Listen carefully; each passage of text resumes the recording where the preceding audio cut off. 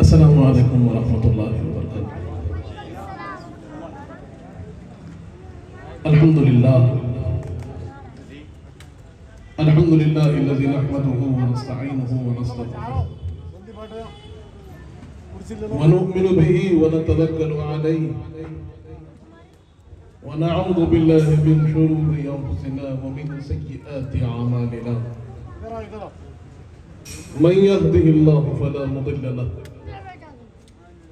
ومن يضلله فلا هادي له ونشهد أن لا إله إلا الله وحده لا شريك له ونشهد أن سيدنا ونبينا ومولانا محمدا عبده ورسوله أرسله بالحق بشيرا ونذيرا قال الله تعالى في القرآن المجيد والفرقان الحميد أعوذ بالله من الشيطان الرجيم بسم الله الرحمن الرحيم لقد من الله على المؤمنين إذ بعث فيهم رسولا من أنفسهم يتلو عليهم آياته ويزكيهم ويعلمهم الكتاب والحكمة صدق الله العظيم صدق رسوله النبي الأمين الكريم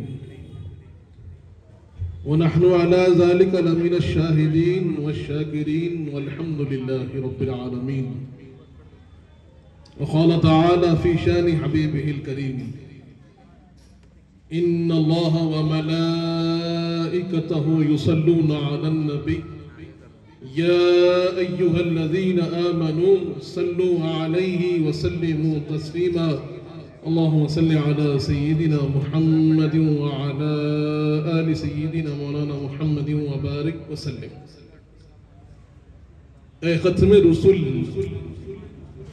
سید کل سرور ذی شان سلطانوں کے سلطان تم قبلہ دل کعبہ جاں مرکز عرفان اور حاصل ایمان تم سامنے ہو اور میں ہوتا رہوں صدقے مقصد یہ بر آئے احسان کئی تم نے کیے تم پہ میں قربان ہاں یہ بھی ایک احسان۔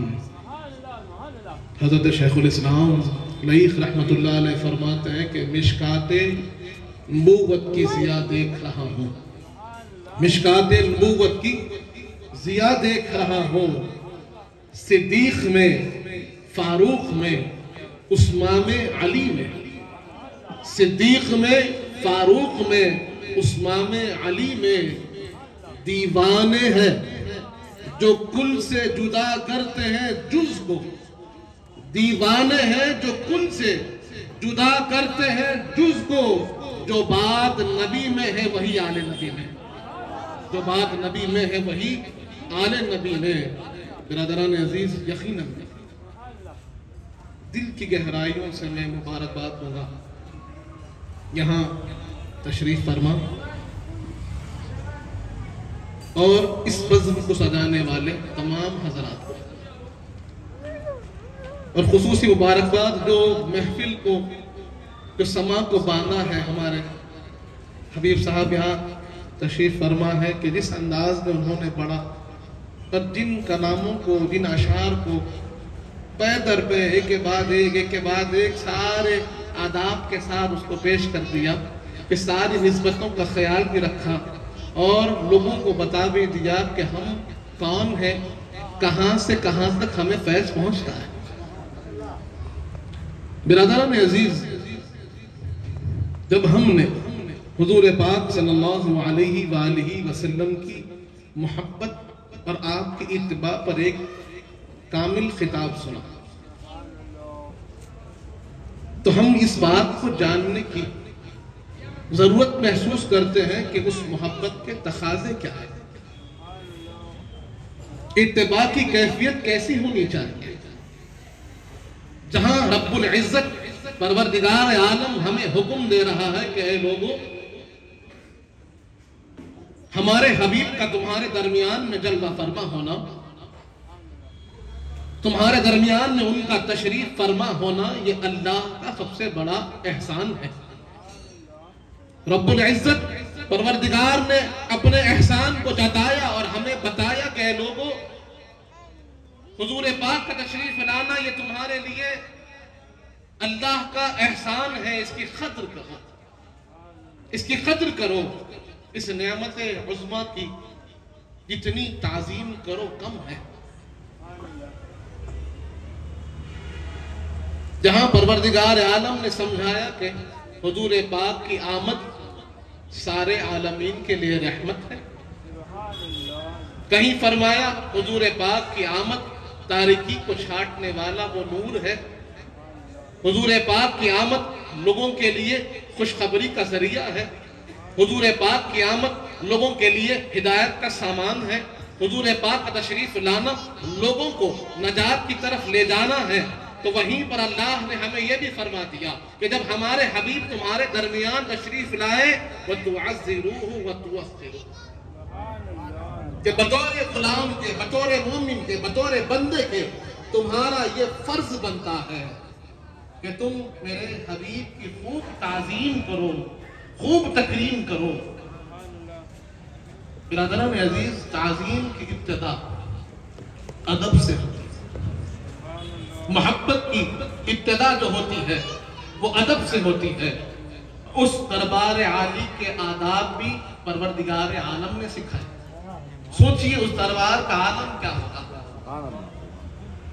اس دربار کی بلندی کا عالم کیا ہوگا، وہاں کی رفعت و شان کا عالم کیا ہوگا، اللہ رب العزت کے پاس اس در کا کیا مقام ہوگا کہ جس در پہ جانے کے آداب بھی پروردگار سکھا رہا ہے، اس در پہ کھڑے ہونے کے آداب رب سکھا رہا ہے، وہاں پر آواز کیسے نکلے رب سکھا رہا ہے۔ اللہ فرما رہا ہے لا ترفعوا اصواتکم فوق صوت النبی، اپنی آوازوں کو نبی پاک کی آواز پر بلند نہیں کرنا، وہاں کھڑے ہو تو بادب کھڑے ہو جانا، حجرات کے پاس کھڑے ہو کر آواز نہیں دینا، ہمارے حبیب تشریف لائے ملاقات کر لینا، اگر تشریف نہ لائے انتظار کرنا، ایک دوسرے کو جیسے بلاتے ہو ویسے نہ بلانا۔ ایک ایک چیز کو اللہ ہمیں سکھا رہا ہے، آداب مصطفیٰ۔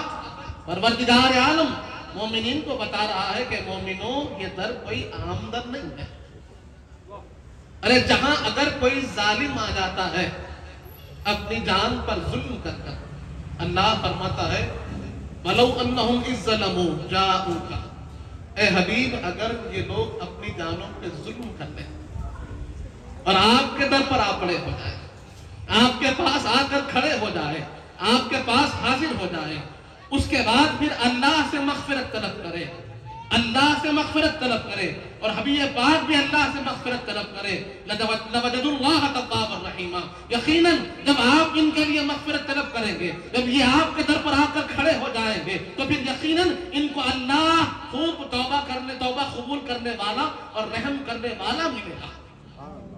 برادران عزیز، اس در کی اہمیت رب سمجھا تھا، اور اللہ بتا رہا ہے کہ ادنا سی بے ادبی بھی تمہارے سارے اعمال کو حفظ کر دے گی۔ اگر تم اس در کے آداب کا خیال نہ رکھو گے، اللہ فرماتا ہے کہ تمہارے سارے اعمال حفظ کر لیے جائیں گے اور تمہیں شعور تک نہ ہوگا۔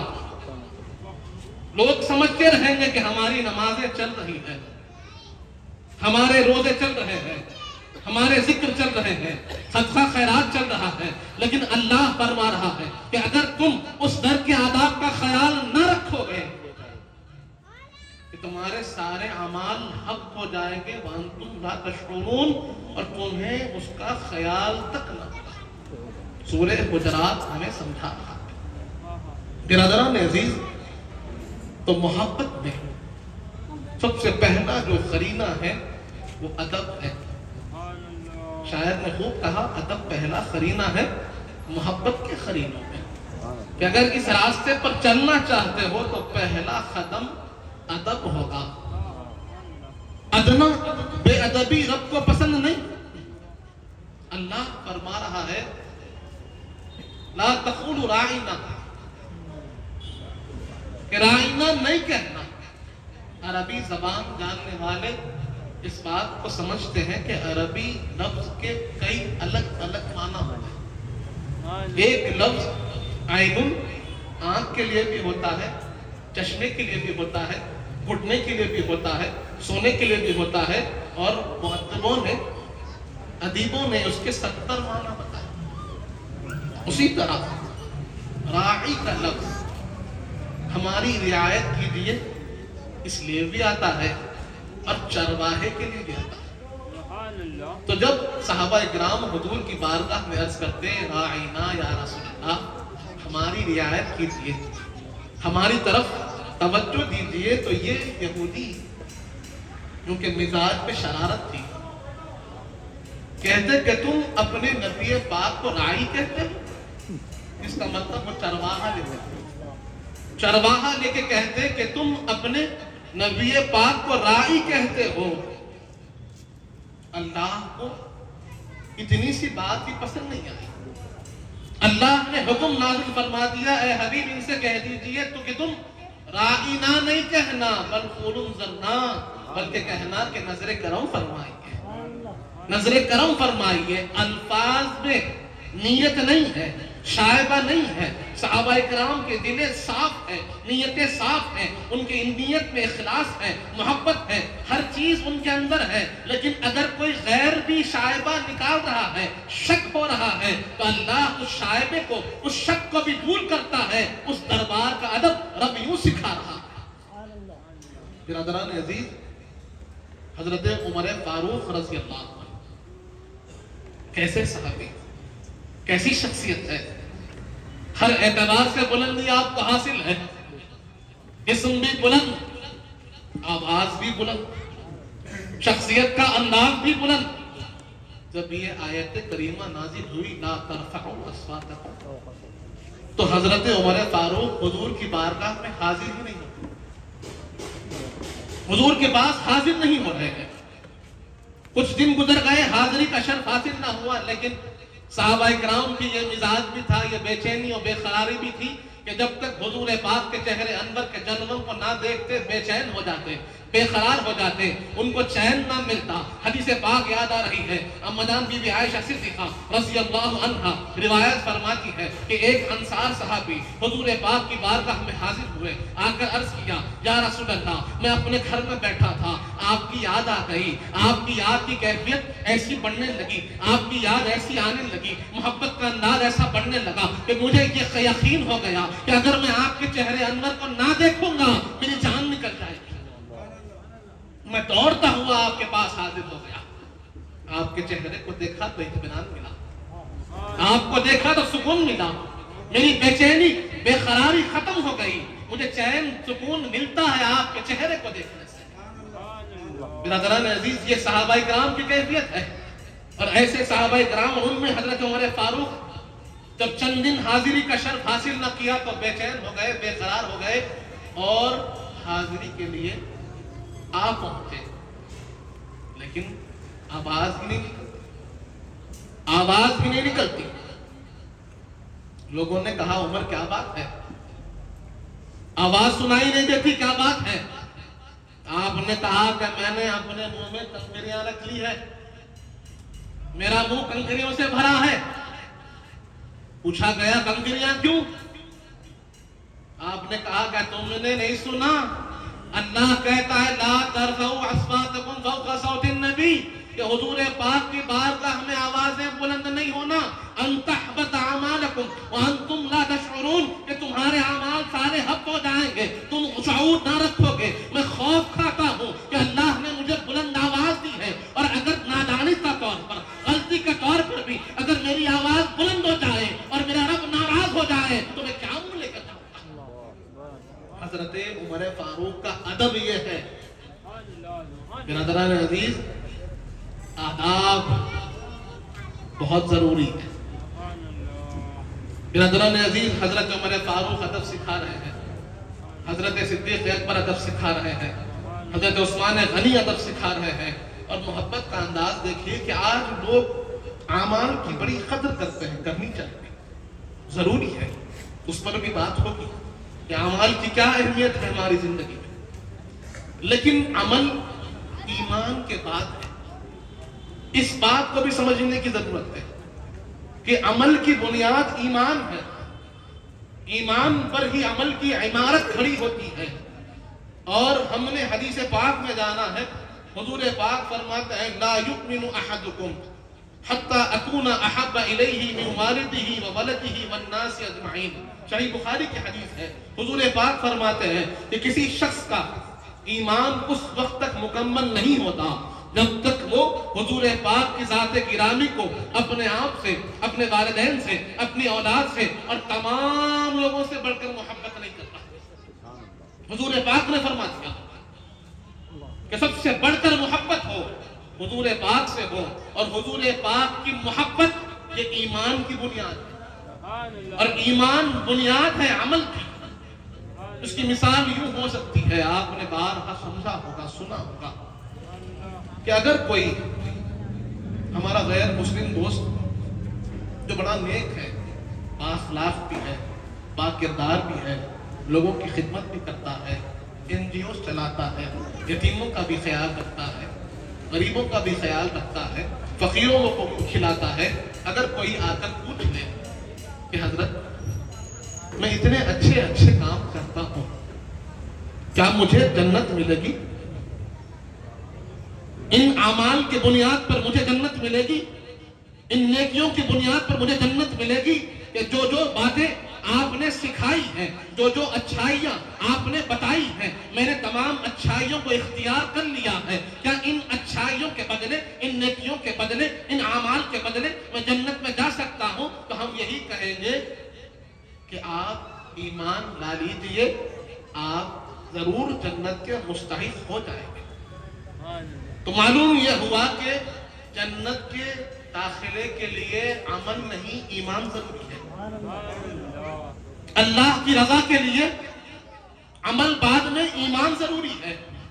ہاں یقیناً جب ایمان دل میں جاگزین ہو جائے، ایمان دل میں پیوست ہو جائے، ایمان کی شمع دل میں روشن ہو جائے، اب اس کے بعد جب بندہ مومن عمل کرتا ہے تو پھر اس میں نکھار آتا ہے، اس کے درجات میں بلندی ہوتی ہے. وہ جنت کے پہلے درجے سے لے کر جنت الفردوس تک پہنچ سکتا ہے.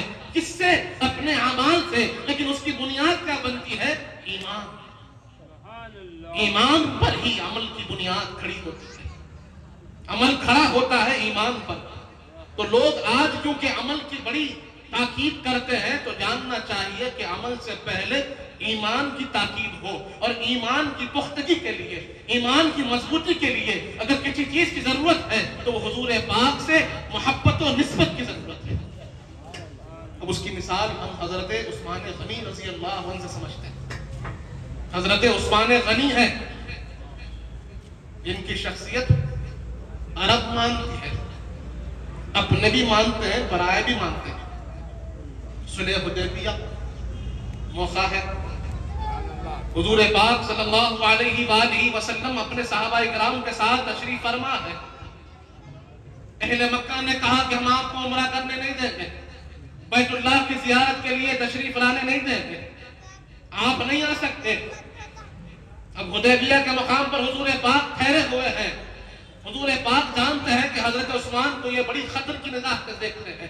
آپ نے اپنا خافد، اپنا رسول بنا کر آپ نے بھیجا حضرت عثمان کو کہ جاؤ عثمان ان سے بات تو کرو کہ ہماری آمد کا غرض صرف اللہ کے گھر کی زیارت ہے. بہت دن سے ہم نے اللہ کے گھر کی زیارت نہ کی، اب چاہتے ہیں کہ اللہ کے گھر کی زیارت کریں. حضرت عثمان غنی تشریف لے گئے، عرب کے سرداروں سے بات کی، ملاقات کی، اپنی بات کو رکھا. وہ جانتے تھے کہ یہ تاجر عظیم ہے، یہ بڑے تاجر ہیں، سب سے بڑے تاجر ہیں، ان کی دوستی ہمیں دنیاوی فائدہ دے سکتی ہے. انہوں نے کہا کہ عثمان تمام باتوں کو رہنے دیجئے، آپ آئے ہیں، آپ زیارت کر لیجئے. اتنے سال اللہ کے گھر کو نہیں دیکھا، جہاں پیدا ہوئے وہاں سے ہجرت فرمائی، اب کئی سال گزر گئے، جہاں روز اللہ کے گھر کو دیکھتے تھے آج تک اب کئی سال سے نہیں دیکھے ہیں.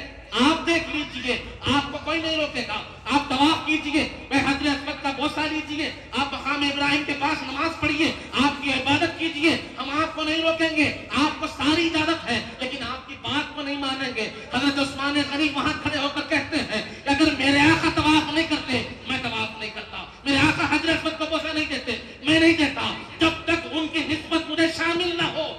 کوئی عمل معتبر نہیں.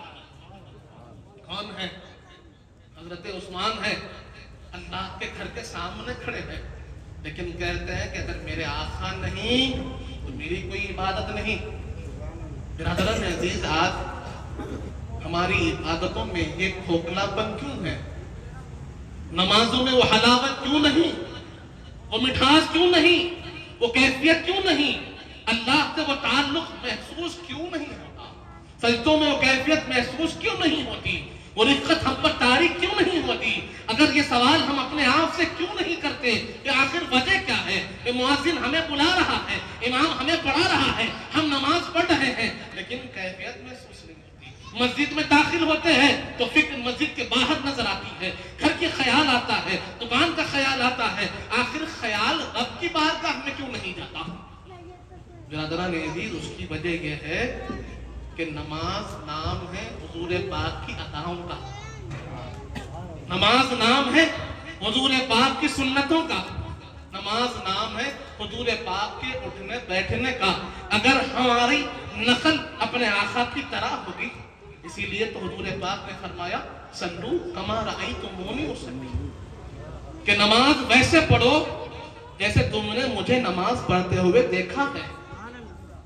نماز ادا مصطفیٰ کی ہے، تو جب تک وہ ربط قائم نہ ہوگا، یہ خیال مضبوط نہ ہوگا کہ میرا قیام ہو تو میرے آقا کی طرح ہو، میرا رکوع ہو تو میرے آقا کی طرح ہو، میرا سجدہ ہو میرے آقا کی طرح ہو، میری قرات ہو میرے آقا کی طرح ہو.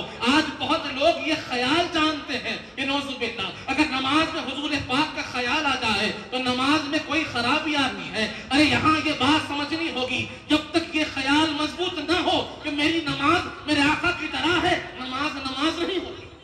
نعرہ تکبیر، نعرہ رسالت.